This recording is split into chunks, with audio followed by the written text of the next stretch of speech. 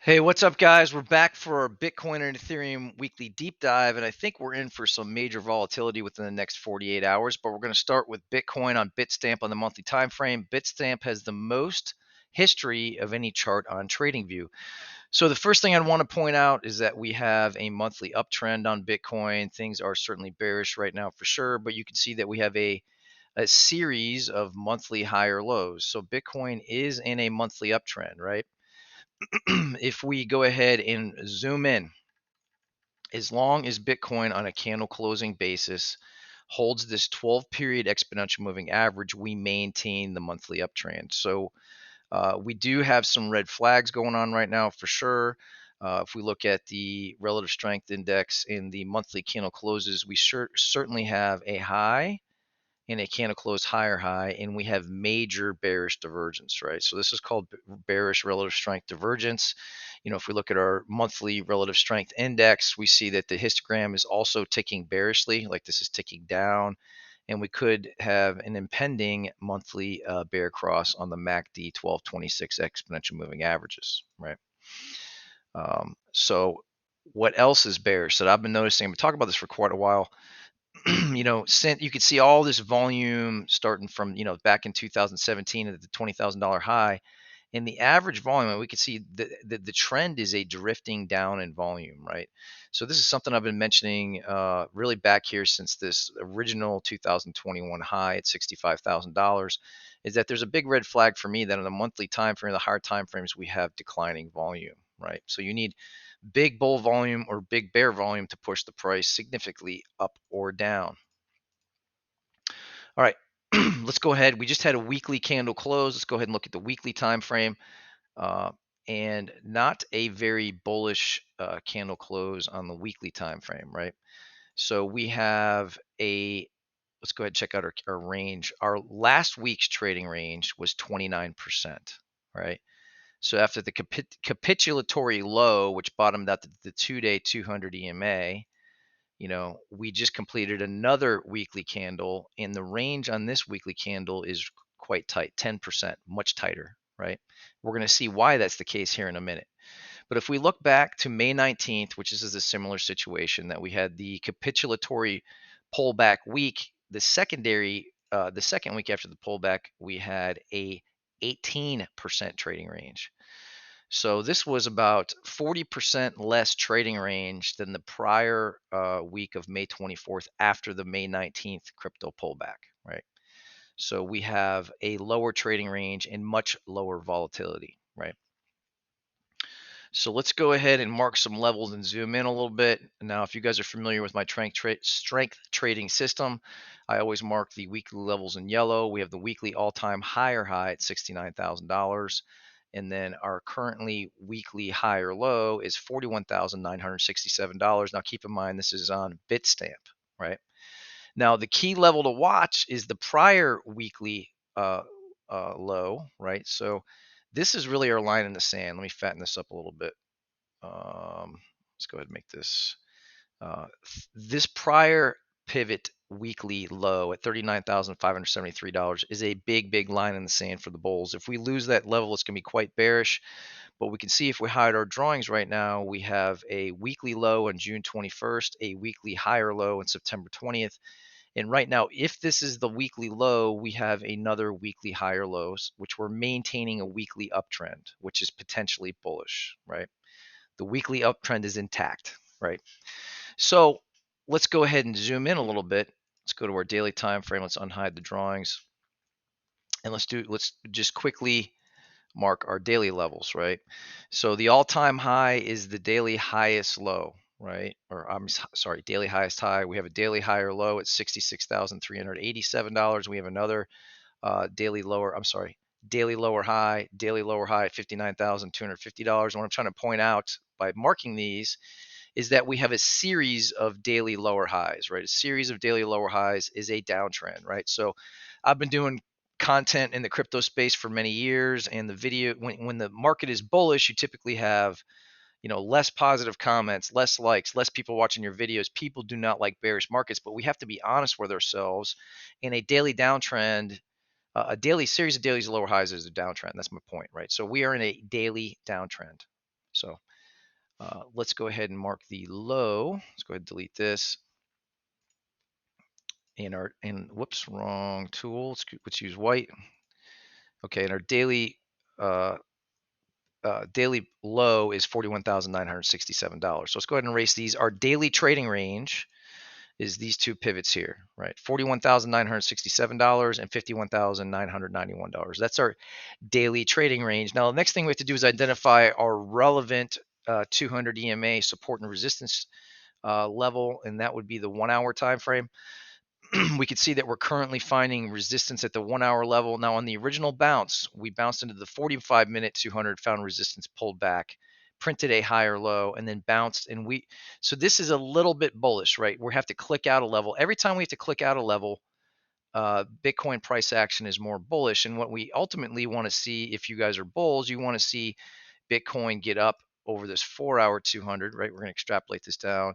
You want to see Bitcoin stair step up, back test and hold. And if it holds the 4 hour 200 EMA, that is mid-term bullish, mid-range bullish, right? So while we're on the 4 hour 200 EMA, what I am currently seeing is a equilibrium pattern or a tightening of a trading range, right? So let me go ahead and draw this out for you guys to visualize. Let me go ahead and move this up here. And actually, I like to draw this on the hourly. So oftentimes I like to do, you want to do a best fit line. Ideally, you have 3 touches per trend line to draw one of these.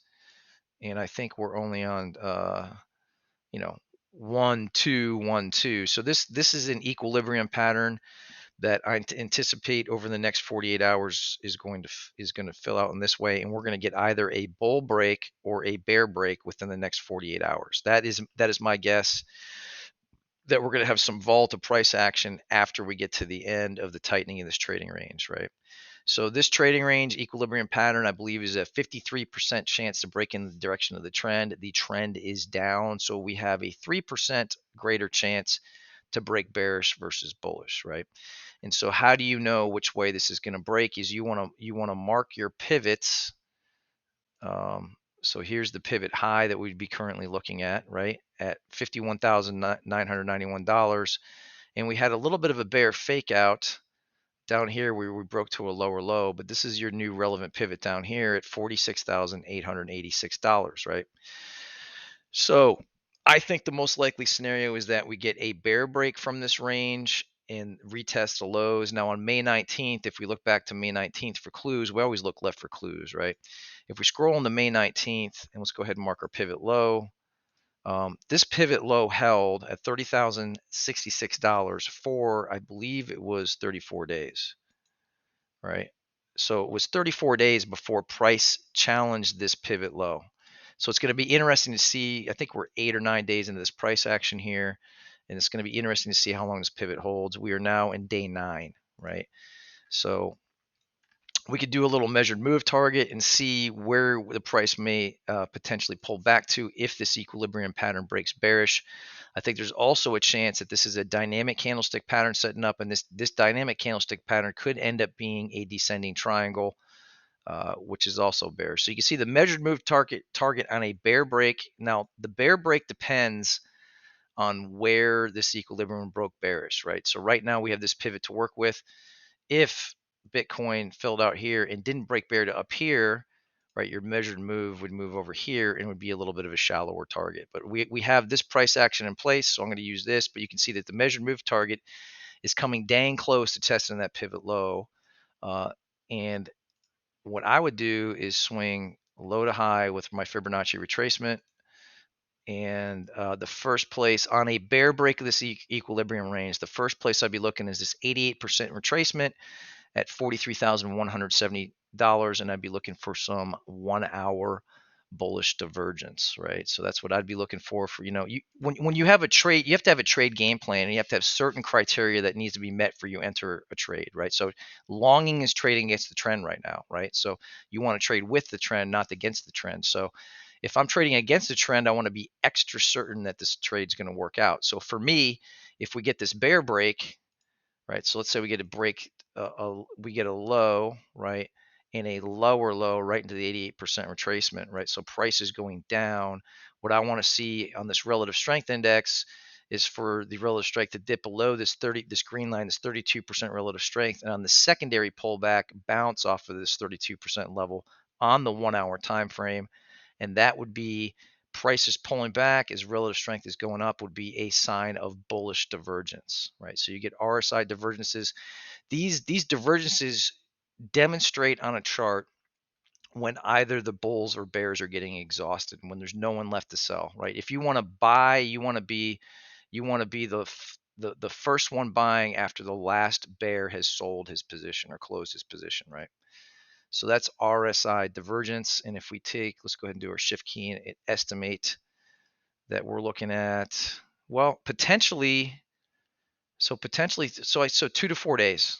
We're looking at 2 to 4 days here. So between Tuesday and Thursday of this week, what you typically see is 3 touches in either direction in the break, right? So typically, we've got 1, 2, 3, 4, and then typically 5, 6. So I would anticipate another touch and hold of the trend line here, another touch and hold of and resistance holding here, and then after that, so 2 more touches, one on the bear side, one on the bull side, we can anticipate a break, either bullish or bearish.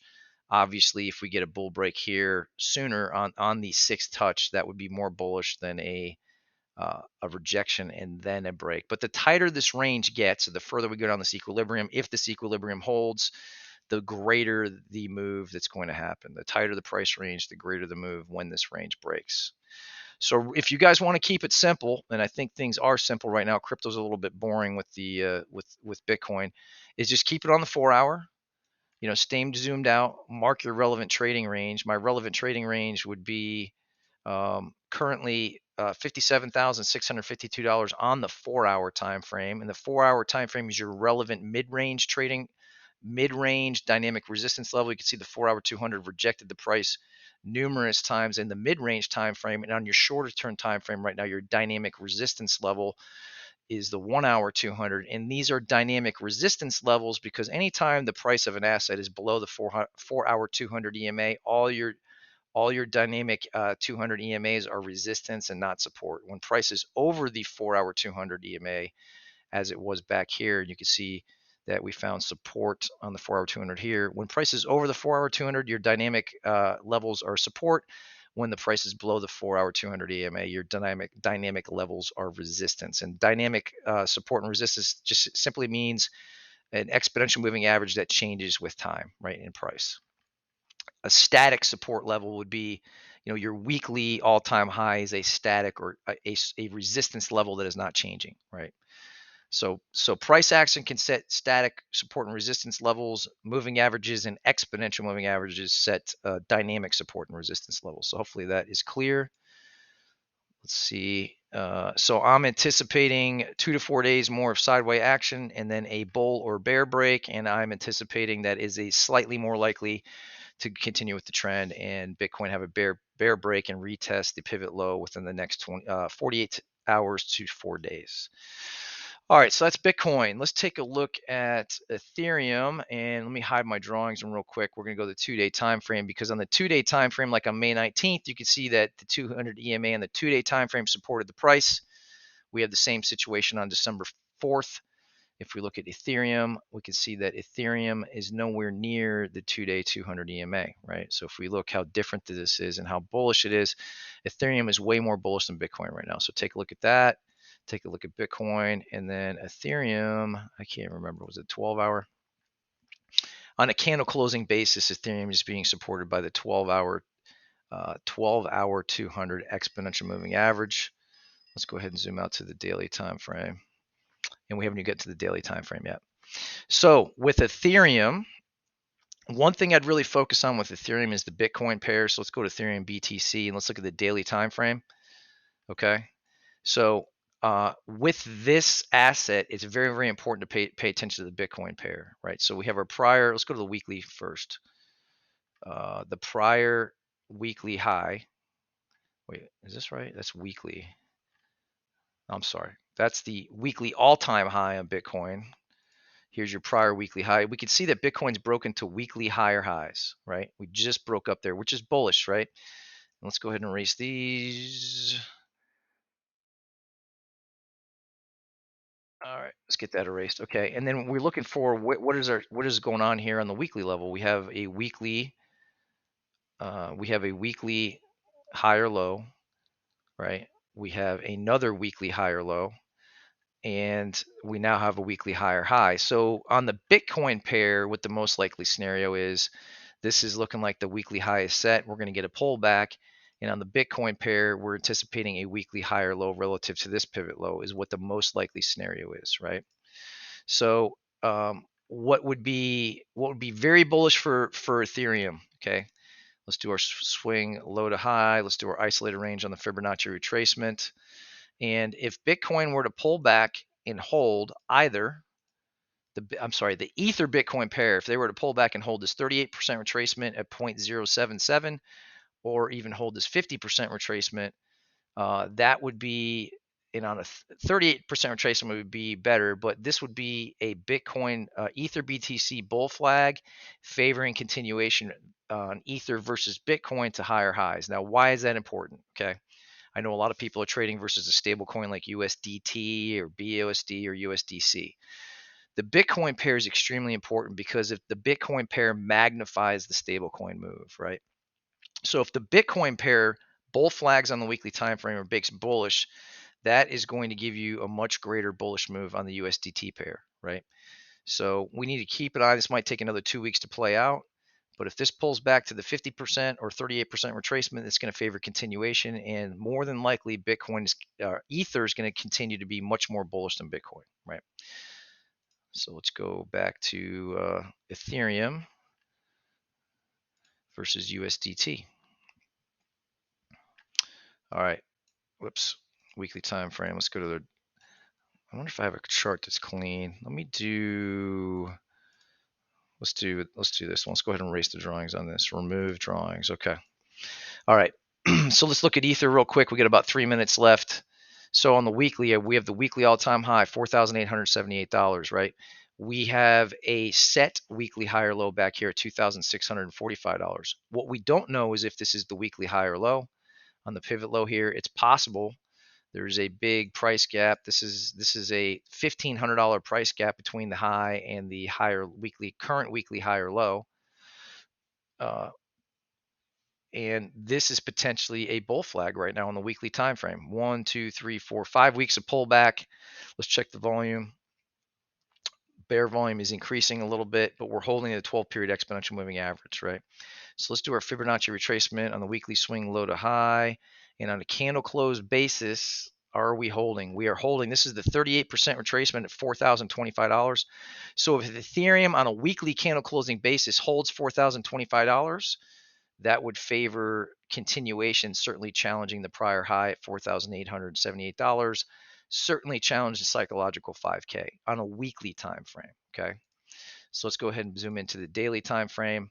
Let's go ahead and quickly mark our levels there. So here's your daily lower high. So here's your all-time high, daily lower high, daily lower high.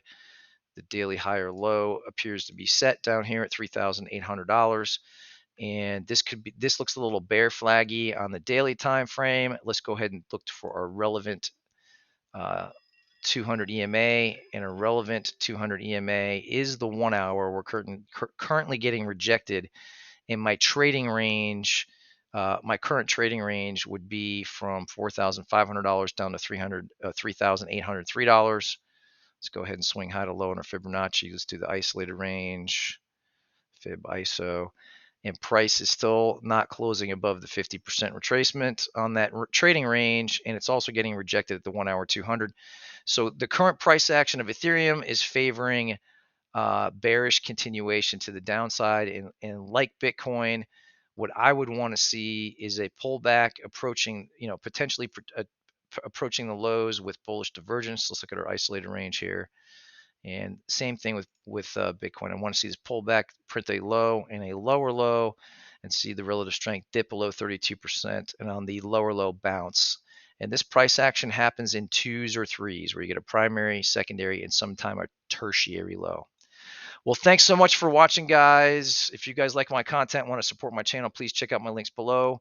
And we are live streaming every day at 9:30 Eastern Standard Time. Thanks so much for watching.